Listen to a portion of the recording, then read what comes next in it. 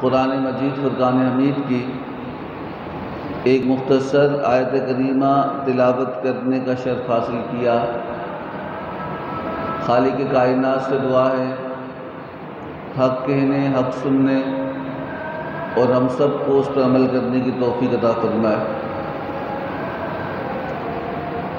رمضان المبارک کا دوسرا جمعۃ المبارک اور دوسرے عشرے کے اندر ہم لوگ داخل ہو چکے ہیں۔ یہ مغفرت کا عشرہ ہے اور رمضان المبارک میں اللہ رب العزت کی رحمتوں کا نزول اللہ کی شان کے مطابق ہوتا ہے۔ سارے دنیا کے لوگوں کے برتن بھی جمع کر دیے جائیں، وہ جمع ہو کے بر بھی جائیں گے، لیکن اللہ کی رحمت ختم نہیں ہوگی۔ اور یہ مغفرت کا عشرہ ہے۔ اور اس ماہ مبارک میں ایک روایت میں یہاں تک لکھا ہے رب تعالیٰ روزانہ افطار کے وقت 70,000 گناہگاروں کو بخش کر جنت میں داخل کرتا ہے، دوزخ سے آزادی دے کے جنت میں داخل کرتا ہے۔ اور اس لیے اللہ کے نبی صلی اللہ تعالی وسلم نے خاص تاکید فرمائی کہ رمضان المبارک کے اندر جس طرح ثواب دگنا ہے، ایک نیکی کا ثواب 70 نیکیوں کے برابر ہے، اسی طرح ایک گناہ کا عذاب بھی 70 گناہوں کے برابر ہے۔ اور جس طرح ایک نیکی پہ ڈبل ثواب دیا جاتا ہے، تو اسی طرح گناہ پر بھی ڈبل گناہ دیا جائے گا۔ تو اس لیے اس ماہ مبارک میں اپنے معاملات میں، اور گزشتہ جمعۃ المبارک کو بھی یہ بات کی تھی کہ زندگی کے اندر اس رمضان المبارک کو ہم کوشش کریں کہ جو ہماری عادات بد ہیں، جو برائیاں ہیں، جو خرابیاں ہیں، جو ہماری کمزوریاں ہیں، انہیں ہم دور کرنے کی کوشش کریں۔ اور جب ہم دور کریں گے، آج ہم یہاں پر ہیں اور جس جگہ، جس مقام میں، جس زمین پہ ہم رہتے ہیں، آج سے 100 سال پہلے کوئی اور تھا اور 100 سال بعد کوئی اور ہوگا۔ ہم فقط ایک لمحے کے لیے، کچھ لمحات کے لیے، کچھ وقت کے لیے اللہ نے دنیا میں بھیجا ہے، اور ہم نے اپنے کردار کو پیش کرنا ہے، اپنے اعمال کو پیش کرنا ہے کہ ہم کس طرح اپنی زندگی کو گزار کر اللہ کی بارگاہ میں سرخرو ہو جائیں۔ اگر سونا ہی ہے تو قبر میں جا کر بھی سونا ہے، لیکن صوفیہ فرماتے ہیں کہ یاد رکھنا کہ جو دنیا میں سوتا ہے، وقت ضائع کرتا ہے، تو قبر میں پھر اسے سکون میسر نہیں آتا، وہ اذیت میں، تکلیف میں، پریشانی میں اور عذاب میں گرفتار ہوتا ہے۔ اور جو تھوڑی سی تکلیف دنیا کی برداشت کر لیتا ہے، تو رب تعالیٰ قبر کی راحتیں اور ہمیشہ کی زندگی کا سکون اسے نصیب فرماتا ہے۔ تو اس لیے روزہ بھوک پیاس کا نام نہیں ہے، بلکہ ایک اس چیز کا نام ہے، احساس کا نام ہے کہ انسان ان چیزوں کو اپنے قریب نہ آنے دے کہ جس کی وجہ سے اللہ کی ناراضگی پیدا ہو۔ حدیث مبارکہ میں اللہ کے نبی صلی اللہ علیہ وسلم کا فرمان ہے، روایت میں آتا ہے کہ کہا کہ جو روزہ رکھ کر بھی جھوٹ بولے اور برائی کرے روزہ رکھنے کے بعد بھی، غیبت کرے روزہ رکھنے کے بعد بھی، پھر اس کے روزے کا کوئی فائدہ نہیں۔ اللہ رب العزت کو اس کے بھوکا پیاسا رہنے سے کوئی فائدہ اس کو حاصل نہیں ہوگا۔ اللہ کو ضرورت نہیں ہے اس کی بھوکا پیاسا رہنے کی، یعنی وہ سارے اعمال بد تو کر رہا ہے، جھوٹ اس نے نہیں چھوڑے، غیبتیں وہ کرتا ہے، برائیاں وہ کرتا جا رہا ہے، وہ تو فقط اس بھوکے رہنے کی مشق کر رہا ہے، ثواب اور اجر اس کا ضائع کر دیا جاتا ہے۔ اور پھر ایک حدیث مبارکہ میں روایت میں آتا ہے کہ اللہ کے نبی صلی اللہ علیہ وسلم تشریف فرما تھے، تو 2 عورتیں اللہ کے نبی کے پاس آئی، تو اللہ کے نبی صلی اللہ علیہ وسلم نے ان خواتین سے کہا کہ کچھ کھا لو، تو انہوں نے کہا یا رسول اللہ صلی اللہ علیہ وسلم ہمارا روزہ ہے۔ تو اللہ کے نبی صلی اللہ علیہ وسلم نے فرمایا کہ روزہ نہیں ہے۔ کہا یا رسول اللہ روزہ ہے، تو کچھ ہی لمحے میں الٹی آئی، اور ان کی الٹی سے، جو الٹی انہیں ہوئی، اس سے اس کے اندر سے خون بھی نکلا اور گوشت کے لوتھڑے بھی نکلے۔ وہ حیران ہوئی کہ ہم تو کھانے میں گوشت بھی نہیں کھایا اور کوئی ایسا چیز نہیں کھائے کہ جو الٹی کی بات جو پیٹ میں باہر نکلے۔ تو اللہ کے نبی صلی اللہ علیہ وسلم نے فرمایا کہ تم روزہ رکھنے کے باوجود بھی اپنے مسلمان کی بہن کی یا بھائی کی تم نے غیبت کی، تو اللہ کے نبی صلی اللہ علیہ وسلم نے فرمایا کہ جو شخص غیبت کرتا ہے اس کی مثال ایسے ہی ہے کہ جیسے وہ اپنے مردہ بھائی کا گوشت کھائے۔ کہا تم تو مردہ بھائی کا گوشت کھا کے آئی ہو اور پھر تم کہتی روزے سے ہو، تو ایسے روزے کا فائدہ اللہ کو نہیں ہے اور اللہ کو ضرورت بھی نہیں ہے ایسے روزہ رکھنے والوں کی۔ تو کہا کہ جو غیبت کرتا ہے اس کی مثال اللہ کے نبی صلی اللہ علیہ وسلم کا فرمان ہے، آپ نے فرمایا کہ ایسے ہی ہے کہ جیسے اس نے اپنا مردہ بھائی کی کیا کیا، گوشت کھایا ہے۔ تو اس لیے عبادات کے اندر بھی، معاملات کے اندر بھی اپنی زندگی کو ایسے رکھیں کہ ہماری زندگی سکون والی ہو، ہمیں اللہ رب العزت تراویح کی توفیق عطا فرمائے، نوافل کی توفیق عطا فرمائے، سب سے بڑھ کر فرائض کی توفیق عطا فرمائے۔ جس کے فرض پورے ہوں گے تو اس کی نفلیں بھی قبول کی جائیں گی، اور جس کے فرائض پورے نہیں ان کی 1000 رکعت یا لاکھ رکعت نفلیں بھی ہوں تو اللہ کی بارگاہ میں قبول نہیں ہوتی ہے۔ تو یہ ایک اصول یاد رکھ لینا کہ فرض کے بعد ہی نفل پڑھی جاتی ہے۔ ایک بندہ فرض نماز نہیں پڑھتا اور نفل کی کوشش کرتا تو اس کی نفل بھی اللہ کی بارگاہ میں قبول نہیں ہوگے۔ ہمارے قرب قیامت کے موقع پر میں اکثر جمعۃ المبارک کو یہ بات کرتا ہوں کہ فتنے کا دور ہے، تو ہمارے یہاں کئی طریقے سے لوگوں کو گمراہ کیا جاتا ہے۔ آپ ٹی وی دیکھ لیں، وہاں پہ دین وہ سکھاتے ہیں جن کا دین سے تعلق ہی نہیں۔ شوال سے لے کے رمضان، شوال سے لے کے شعبان تک وہ گانا بھی گاتی ہیں، گانے بھی گاتے ہیں، وہ شراب بھی پیتے ہیں، برائیاں بھی کرتے ہیں، اور جب رمضان شروع ہوتا ہے وہی اداکار، وہی جو ایکٹر ہیں وہ مذہبی پروگرام، دین کی باتیں سکھانے کے لیے امت کو لے آتے ہیں۔ یاد رکھنا کہ جو ایسے دین سکھائیں گے تو ایسے سیکھنے سے بندہ تباہی پر ہی جائے گا۔ شوال سے شعبان تک وہ گناہ کے دلدل میں، اور رمضان المبارک میں 1 مہینے کے لیے وہ دین سکھانے کے لیے وہ خواتین بھی آ جاتی ہیں، وہ مرد بھی آ جاتے ہیں۔ تو یاد رکھنا کہ دین اتنا بانج نہیں ہوا، ان کی ضرورت پڑی اسلام کو کہ وہ دین سکھانے آئے۔ وہ تو اسلام کو بدنام کرنے کی سازش ہے۔ آپ کو میں بھی کہہ رہا ہوں، آج 13واں روزہ ہے، آپ ٹی وی کھولیں، روزانہ کوئی نہ کوئی شو لگا ہوگا، افطاری کے ٹائم پر بھی، سحری کے ٹائم پر بھی کوئی دین کی باتیں بتا رہے ہیں، کوئی اچھی باتیں بتا رہے ہیں۔ ان عورتوں کو بھی دیکھ لو، آپ ان مردوں کو بھی دیکھ لو، پھر چاند رات اور عید کے دن ان کو دیکھنا وہ کیا کر رہے ہوں گے۔ وہی عورتیں، وہی خواتین جو حدیثیں بھی آپ کو سنا رہے ہیں، روزے کے بارے میں بتا رہے ہیں، وہ اصل میں ہمیں یہود و نصارہ ان باتوں کے اندر الجھانا چاہتی ہیں، ان باتوں کے اندر لگا کر ہمارے ٹائم کو ضائع کرنا چاہتی ہیں۔ جن گھروں کے اندر لوگ اس کام میں لگے ہوتے ہیں کہ ہم دین سیکھتے ہیں، وہ دین سیکھنے کے لیے پورے 12 مہینے پڑھے ہیں۔ صحابہ کرام علیہ رضوان کا معمول تھا کہ رمضان آنے کے بعد وہ سارے کام چھوڑ کر اللہ کی عبادت میں لگ جاتے ہیں۔ میں آپ سے پوچھتا ہوں، جو بندہ ٹی وی میں بیٹھ کر پروگرام دیکھ رہا ہے وہ کیا دین سیکھے گا؟ وہ کبھی کچھ دیکھ رہا ہے، کبھی کچھ دیکھ رہا ہے۔ بتانے والا بھی لعنتی ہے کہ جن پہ اللہ کی لعنت ہے، اور سننے والے کو کون سی رحمت نازل ہوگی۔ تو میں آپ سے پوچھتا ہوں، جو آج میں نے نہیں دیکھا اس رمضان میں کچھ بھی، لیکن میں آپ کو بتاتا ہوں کہ آپ دیکھیں جو دین سکھانے والی مرد و عورت ہیں، ان کو چاند رات کو بھی دیکھنا ٹی وی پہ، ان کو عید کے دن بھی دیکھنا کہ وہ کس طرح گانے گا رہے ہوں گی، ناچ رہے ہوں گی، عید کی خوشیاں منا رہی ہوں گی۔ وہ پہلے کیا تھا؟ مسلمان وہ ہے جو تنہائی میں بھی سچا ہے اور لوگوں کے سامنے بھی سچا ہے، جو ہر وقت ایک ہی لباس۔ یہ کیوں، کون سا بیروتیا، یہ روپ ڈالا گیا ہے، امت کون لوگوں کے پیچھے لگایا گیا ہے کہ جو دین سے کہا کہ اگر وہ سچے ہی ہیں تو صوفیہ فرماتے ہیں کہ ان کو چاہیے کہ وہ چاند رات کو جب آئیں، رمضان شروع ہو، وہ توبہ کریں کہ ہم دین سکھانا چاہتے ہیں، تو پھر سمجھ آتی ہے۔ وہ تو پیسے کما رہے ہیں، وہ تو اپنا کاروبار کر رہے ہیں، وہ تو ایکٹنگ کر رہے ہیں، وہ تو اپنی مزدوری کر رہے ہیں۔ ہم کیوں ان کی مزدوری کے پیچھے، ان کی ایکٹنگ کے پیچھے اپنے آپ کو کیا کر رہے ہیں؟ ضائع کر رہے ہیں۔ تو اس لیے اس بات کو بھی یاد رکھنا کہ اللہ کے نبی صلی اللہ علیہ وسلم کا فرمان ہے کہ دین جو ہے وہ دین والوں سے ہی سیکھا جاتا ہے۔ خواتین اور مرد کا اختلاط ہو، وہ سسٹم ہو، اس کے بارے میں، جس طرح شراب، ان کی مثال ایسی ہی ہے کہ ایک گلاس میں رمضان میں شراب پلایا، شربت پلایا، اور اسی گلاس میں چاند رات کو شراب پلائی جا رہی ہے، اسی راستے پہ لگایا جا۔ حضور نے فرمایا لیکن کتا ناپاک ہے۔ فقہ کا اصول ہے کہ کتا ناپاک ہے کب؟ جب وہ گیلا ہو۔ کیا ہو؟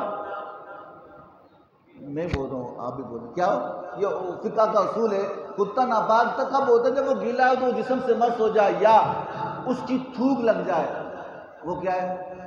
بولیں، ناپاک ہے۔ اسی طرح خنزیر کے بارے میں اللہ کہتا ہے خنزیر ناپاک ہے، چاہے وہ سوکھا ہو چاہے وہ گیلا ہو، چاہے اس کی تھوک ہو چاہے اس کی کھال ہو چاہے اس کے بال ہو، کہا وہ ہر طرح سے وہ ایسے انسان سے ٹچ ہو جائے نا، انسان کا جسم ناپاک ہو جائے گا۔ کتے کے بارے میں بھلے لگ جائے وہ ناپاک نہیں ہوگا اگر وہ گیلا نہ ہو، لیکن خنزیر اتنا ناپاک جانور ہے کہ اگر وہ سوکھا ہی لگ جائے انسان کو تو فقہا فرماتے ہیں کہ انسان کو وہ حصہ کیا ہو جاتا ہے؟ ناپاک ہو جاتا ہے۔ لیکن اگلی بات سننا، تو روایات میں آتا ہے کہ اگر خنزیر ہو اور اس کے اوپر غلاظت گندگی لگی ہو، یعنی گند پہ گند ہو، گوبر لگی ہو، غلاظت لگی ہو، گندگی لگی ہو، اور اس غلاظت کے ساتھ وہ ٹچ ہو کسی کے ساتھ، ایک تو وہ خود ناپاک تھا اور ایک وہ غلاظت تھی، ڈبل ناپاکی ہوئی کہ نہیں؟ کہا کہ اتنا خنزیر ناپاک نہیں ہے جتنا ایک مرد اور عورت کا آپس میں مل جانا ناپاک ہوتا ہے، خلوت کے اندر ملنا یا پھر ایسے اس کے جسم کا ٹچ ہو جانا، اتنا ناپاک، اتنا حرام، اتنا گناہ کا کام یہ ہوئے اتنا اس خنزیر کا بھی گناہ نہیں ہے۔ تو ہمارے یہاں کیا ہو رہا ہے رمضان کے اندر؟ تو اس لیے اگر آپ چاہتے ہیں کہ اس دور کے اندر اللہ رب العزت ہمارے ایمان کو بچائے تو آنکھوں کو قرآن پہ لگا دیں اور پیشانی کو سجدے پہ لگا دیں۔ اپنی عورتوں میں بولو بھائی یہ وقت نہیں ہے، بھائی یہ وقت عبادت کا، یاد رکھنا اگر گھر کی عورتیں اچھی ہوں گی تو وہ رزق بھی پاک ہو جائے گا، اس میں برکت ہو جائے گی۔ اولاد، آج ہم کہتے ہیں کہ اولاد ہماری سنتی نہیں ہے، تو سنتی اس لیے نہیں ہے کہ جو کھا رہی ہے وہ بول رہی ہے، جیسی تربیت ہے ویسا ہی اس کا۔ حضور غوث پاک رضی اللہ تعالیٰ عنہ غوث پاک کیسے بنے؟ جو اللہ نے مقام انہیں عطا کیا وہ مقام ہے، لیکن آپ کی ماں جب آپ پیٹ میں تھے روزانہ 1 سپارہ پڑھا کرتی تھی۔ کتنا؟ یعنی اولاد کی تربیت کا جو حصہ ہے وہ والدین کے اوپر ضرور ہے، لیکن ہم اپنے آپ کو دیکھیں، ہم صرف الزام لگانے پر ہیں، ہم صرف بہتان صوفیہ فرماتے ہیں کہ نانا ترمذی شریف کے حدیث مبارکہ ہے، اللہ کے نبی صلی اللہ علیہ وسلم کا فرمان ہے، آپ نے فرمایا کہ اللہ کے نبی صلی اللہ علیہ وسلم فرماتے ہیں کہ اے بندے تو روتا ہے نا، روتا ہے۔ ہمارے یہاں کتنے لوگ، ہم سے ایسے لوگ ملتے ہیں جن کے حالات ٹھیک نہیں ہیں، حقیقت میں ٹھیک نہیں ہیں، وہ ہمارے سامنے روتے ہیں، ہمارا بس نہیں ہوتا ہم کچھ کریں، جتنی ہماری استطاعت ہوتی ہے، جتنی ہماری کوشش ہوتی ہے، جتنی آپ کی طاقت ہوتی ہے، آپ مدد کر رہے ہوتے ہیں کہیں نہ کہیں، کسی آپ جتنے اختیار ہوتا ہے وہ کر رہے ہوتے ہیں، لیکن انسان کا بس نہیں ہوتا کہ جتنی اس کی ضرورت ہے وہ پوری کرے، لیکن اپنی طاقت کے مطابق کر رہا ہے، اللہ قبول کرے گا اس کے عمل کو۔ تو صوفی، اللہ کے نبی صلی اللہ علیہ وسلم نے فرمایا کہ کچھ لوگ ایسے بھی ہیں نا جن کو اللہ نے مال دیا اور مال دینے کے بعد وہ اتنے خودسر ہوئے کہ وہ غریبوں کو کچھ سمجھتے ہی نہیں ہیں۔ کوئی ان کے دروازے پہ آیا، وہ کل میرے پاس ایک عورت آئی، وہ رونے لگی، کہنے لگی کہ میرے پاس کھانے کے لیے کچھ نہیں ہے، اور حالت یہ ہے کہ ہم نے جو کل روزہ رکھا وہ بھوکا رکھا، پرسوں کسی نے 5 کلو آٹا دیا تھا، میں نے اس کا کیا۔ تو میں نے کہا، پھر کہنے لگی کہ میں اس علاقے میں کسی بندے نے راشن تقسیم کیا کہ میں اس کے گھر پہ گئی، بھوکی تھی تو میں اس کے گھر پہ گئی، اور جانے کے بعد میں اس کو کہا یار آپ نے راشن تقسیم کیا ہے تو آپ میری مدد کر لیں۔ تو کہنے لگا، وہ اتنا غصے میں آیا، اس نے کہا تیری ہمت کیسی ہوئی میرے گھر میں آنے کی، تیری ہمت کیسی ہوئی؟ اور اپنے بھائی کو کہا اس کو باہر نکالو۔ اب یقین جانے میں دل پھٹ گیا، میں نے کہا کہ میرے جتنی طاقت تھی، میں نے کہا میں تو کچھ نہیں کر سکتا، لیکن جو میری استطاعت ہے وہ کر رہا ہوں، لیکن یاد رکھنا میں حیران ہوا کہ امام شافعی علیہ رحمہ کے پاس ایک شخص آیا، کہنے لگا کہ مجھے مستحق بندہ نہیں ملتا، کوئی ایسا بندہ ہو جس کو ضرورت ہو میں اس کو کچھ دوں، میرا پیسے بڑھے، میں کسی کو دینا چاہتا ہوں اور مجھے نہیں لگتا کہ یہ قابل ہے، اس کی یہ مستحق ہے۔ آپ فرمایا تیرے پاس کوئی آیا؟ کہ بہت لوگ آئے، انہوں نے کہا کہ ہمارے پاس کچھ نہیں ہے، ہمیں دے دو دے دو، لیکن مجھے لگا یہ مستحق نہیں، یہ جھوٹ بول رہا ہے۔ تو امام شافعی کا جملہ سننا، آپ نے فرمایا کہ تو یہ کہاں پر آیا کہ اس نے کہہ دیا، بس اس نے کہہ دیا کہ مجھے ضرورت ہے، کہ مومن کو مومن کے اوپر یقین ہونا چاہیے۔ اس نے کہہ دی، انسان کو اتنا ظرف اللہ نے دیا ہوا ہے، اتنی اللہ رب العزت نے پہچان، اتنا سینس انسان کو اللہ نے دیا ہے، وہ پہچان سکتا ہے کہ کون جھوٹ بول رہا ہے کون سچ بول رہا ہے، لیکن کیا وہ امام شافعی رحمہ سے اس نے کہا مجھے نہیں لگتا یہ مستحق ہے۔ تو امام شافعی کا جملہ تھا، آپ نے فرمایا کہ تجھے نہیں لگتا یہ قابل ہے، تجھے نہیں لگتا یہ مستحق ہے، اس کو دینا چاہیے کہ نہیں دینا چاہیے؟ نہیں دینا چاہیے، لیکن میرا سوال کوئی اور ہے۔ اس نے کہا کیا سوال ہے؟ اس نے کہا امام شافعی نے فرمایا میرا سوال یہ ہے، اللہ نے جو تجھے دیا جو تجھے دیا تو خود سوچنا کسی دن بیٹھ کے، جو کچھ تجھے دیا تو سوچ تو اس کا مستحق تھا؟ تو خود مستحق تھا؟ نہیں تھا، لیکن اللہ نے تجھے دیا۔ لیکن اللہ کی مخلوق پر رحم کریں، آسانیاں کریں۔ اور پھر فرمایا کہ حضور نے فرمایا نا، دنیا داروں کے سامنے نہیں رونا، وہ کچھ نہیں لیں گے، وقتی مدد کر لیں گے، وہ تو ان کو دیں گے جو ان کی تعریف کرے۔ اور ایک طویل حدیث مبارکہ ہے، حضور نے فرمایا کہ جو جس نیت سے دیتا ہے وہی ملتا ہے، جنت نہیں ملے گی اس کو۔ بہت سے شہید جہنم میں جائیں گے، بہت سے حاجی جہنم میں جائیں گے، بہت سے خیرات کرنے والے جہنم میں جائیں گے، بہت سے نمازی جہنم میں جائیں گے، بہت سے روزہ رکھنے والے جہنم میں جائیں گے، بہت سے قاری جہنم میں جائیں گے، بہت سے عالم جہنم میں جائیں گے۔ کیوں؟ جو نیت ہے رب ایسا ہی پھل دے گا۔ ان کی نیت رب نہیں تھی، دنیا تھی، رب نے دے دی، اللہ کے پاس حصہ نہیں ہے۔ حضور نے فرمایا دنیا داروں کے سامنے کیوں روتے ہو؟ کہا کہ وہ کچھ نہیں، کہا پھر کس نے پوچھا صحابی نے، یا رسول اللہ پھر کہاں روئے؟ کہا اپنے دکھ دنیا والوں کو سنا کے نہ رو۔ کہا کہاں سنایا؟ کہا رب کو سنایا کرو۔ کسے سنایا کرو؟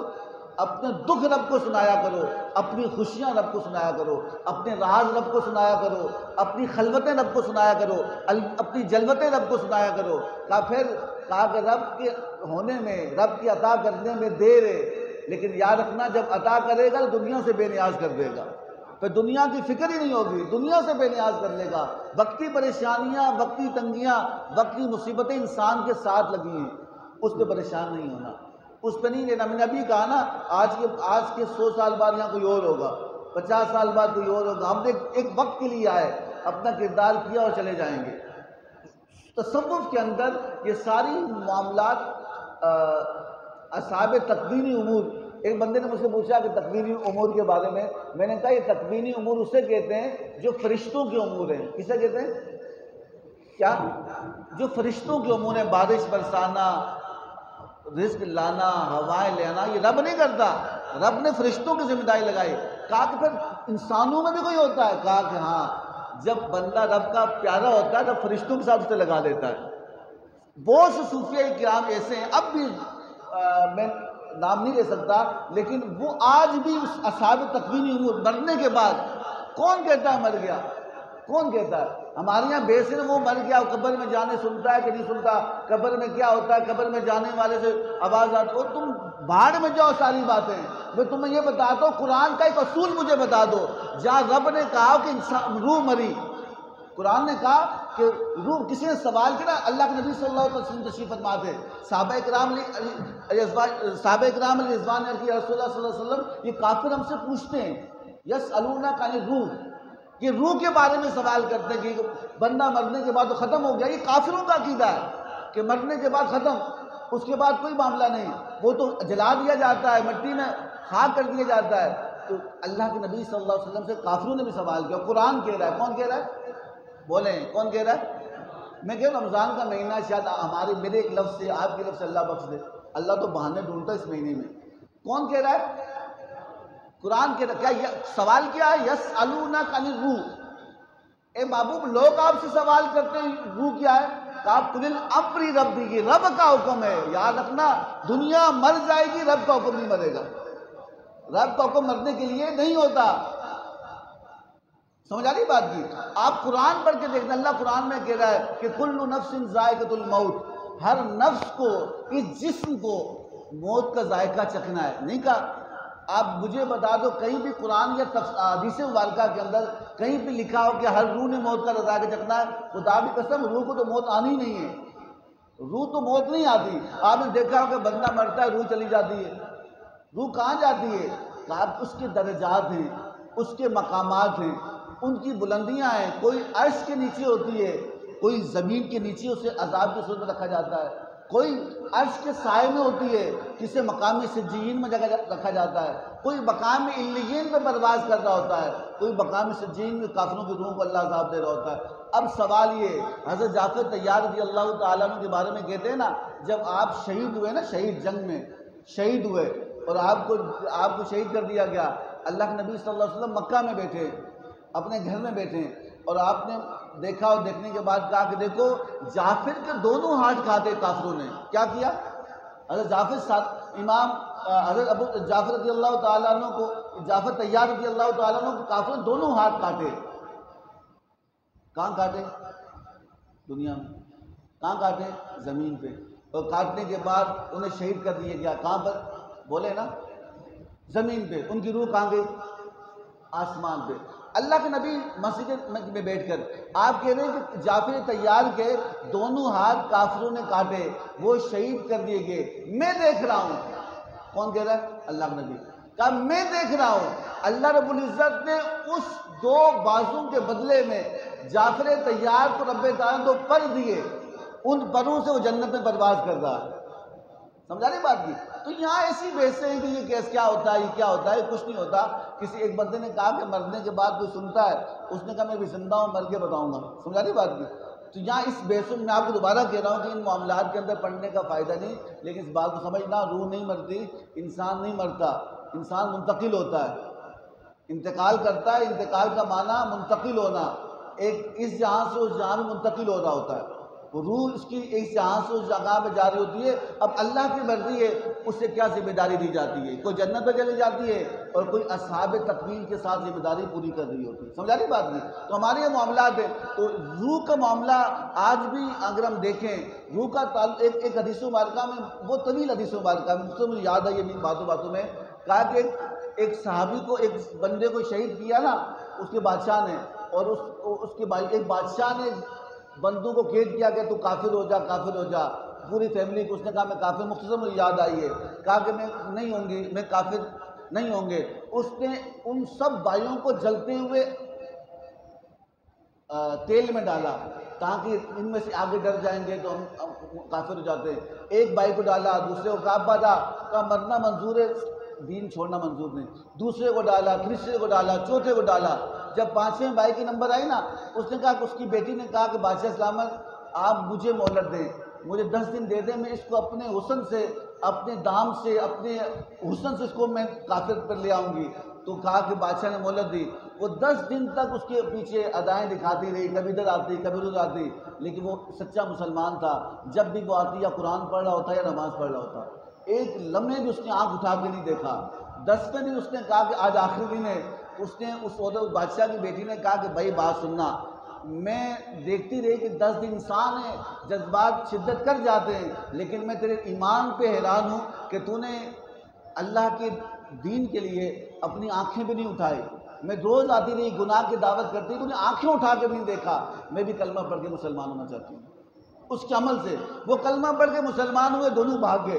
بھاگنے کے بعد دور کی جگہ پہ پہنچے، کچھ دیر کے رکے نا، کچھ دیر کے لیے رکے. رکنے کے بعد جب وہ آگے سفر کرتے ہیں تو اس نے گھوڑوں کی ٹاپ سنی، گھوڑوں کی ٹاپ، گھوڑوں کی آواز. ان کا شاید بادشاہ نے بندے بھیجے ہمیں پکڑنے کے لیے، فوجی بھیجے ہیں، لیکن وہ ڈر کے جب سہمے، جب اٹھ کے دیکھا تو وہ کوئی فوجی نہیں تھے. وہ جو 4 بھائی شہید ہوئے تھے وہ مبارکباد دینے کے لیے انہیں آئے تھے. سمجھا نہیں بات کی؟ تو یہ کیا ہے؟ اگر وہ جو اس لوہے کے اس تیل کے اندر جو جل کے خاکستر ہوئے، وہ اگر زندگی یہی تھی تو ختم ہو چکی. وہ جو آ رہے ہیں اصل زندگی وہ ہے، اصل زندگی عالم برزخ کی ہے. تو اس لیے اگر اس زندگی کو ہم اچھا کریں گے تو وہ زندگی اچھی ہوگی. اس زندگی کے اندر ہم کوشش کریں گے، اللہ رب العزت ہماری اس زندگی کو آسان کر لے گا. اگر اس زندگی کے اندر ہم نے کوشش نہ کی تو اگلی زندگی بھی ہماری آسان نہیں ہوگی. آخری حدیث مبارکہ کے بعد مکمل کروں گا کہ مسند امام احمد بن حنبل کے اندر اللہ کے نبی صلی اللہ علیہ وسلم نے فرمایا کہ شیطان انسان کے رگ و پے کے اندر گردش کرتا ہے اور وہ کوشش کرتا ہے کہ انسان کو گمراہ کرے. اور پھر اس نے کہا کہ اس نے قسم بھی کھائی سورۃ طٰہٰ کے اندر کہ قَالَ فَبِعِزَّتِكَ لَأَغْوِيَنَّهُمْ أَجْمَعِينَ. شیطان کی قسم ہے، شیطان نے قسم کھائی تھی کہ اللہ تیری عزت کی قسم، میں سارے بنی آدم کے انسان، مرد و عورت کو میں گمراہ کروں گا اور انہیں گمراہ کر کے جہنم میں لے جاؤں گا. شیطان اللہ کی قسم کھا رہا ہے. کہا کہ اللہ تیری قسم، قال فبعزتک، اللہ تیری عزت کی قسم، میں ان کو خراب کروں گا، ان کو جال ڈالوں گا، ان کو فریب بھی ڈالوں گا، ان کو دھوکے میں ڈالوں گا اور ان سب کو گمراہ کر کے جہنم کا ایندھن بنا دوں گا. تو جب وہ قسم کھا چکا، یہ محبت کی بات ہے، مکمل کروں گا بات کو. تو شیطان جب قسم کھا چکا تو رب نے بھی قسم کھائے. رب نے قسم کھایا کہ رب نے کہا میری قسم، تو گمراہ کر، تو انہیں خراب کر، تو جہنم تک پہنچا دے، لیکن یاد رکھ میں اپنی قسم کھاتا ہوں، جب یہ توبہ کریں گے میں معاف کرتا رہوں گا. تو گمراہ کر، تو انہیں بھٹکا دے، تو ان کو جو کچھ کرتا ہے کر لے، لیکن میں اپنی قسم کھاتا ہوں یہ استغفار کریں گے تو معاف کرتا رہوں گا، یہ توبہ کریں گے تو معاف کرتا رہوں گا، یہ روئیں گے تو میں ایک آنسو پہ سارے گناہ معاف کر لوں گا، تیرے سارے عمل کو میں ضائع کر لوں گا۔ تو یاد رکھنا کہ اللہ اتنا رحیم ہے، اتنا فضل کرنے والا ہے۔ اللہ رب العزت اس مغفرت کے عشرے میں ہم پہ رحم فرمائے۔ جو دنیا سے فوت ہو چکی ہیں اللہ ان کی مغفرت فرمائے، جو ہم لوگ جو زندہ اللہ ہمارے لیے آسانیاں فرمائے۔